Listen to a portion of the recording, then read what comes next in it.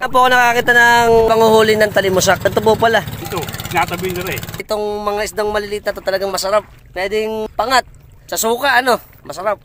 Ito po pala, bakya. Pagka daw po malalim, nagsusuot ng ganito. Ngayon, ganda.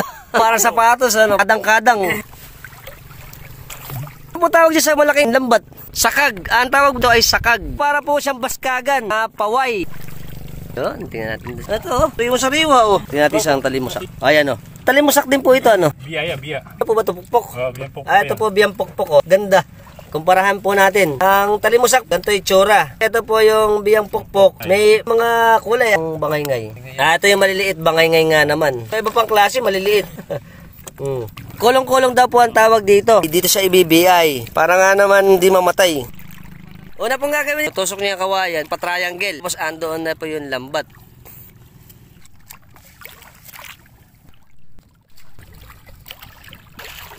Yung matagal nga naman po yung pagpandaw.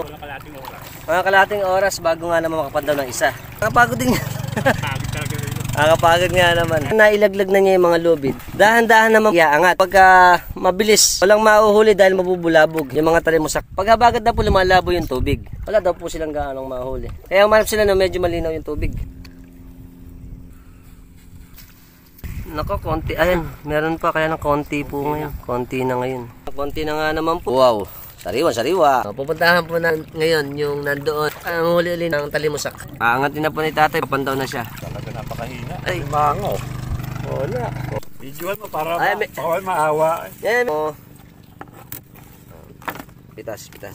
Ito po laki babae, Taba. Ito man lang daw po, pangulam ni tatay. Puli ni tatay, konti, Naku po. Baka maawa. Naku po, Inday, maawa po kayo sa amin. Ganyan po ang hirap dito sa atin. Minsan po ang mga isda natin, minsan wala, minsan meron nahuhuli. Ito po, tiyangat natin ng bahagya. Tingnan natin. Ngayon, naku, wala pa palang isang tabo ito. Kapag konti, pero magaganda yung Oo, ayan, tingnan nyo naman, laki hipon, hipon. Talimusak! Bili na kayo ng talimusak. Yung video natin syempre. Until next time, mga Trabax, keep safe and keep moving.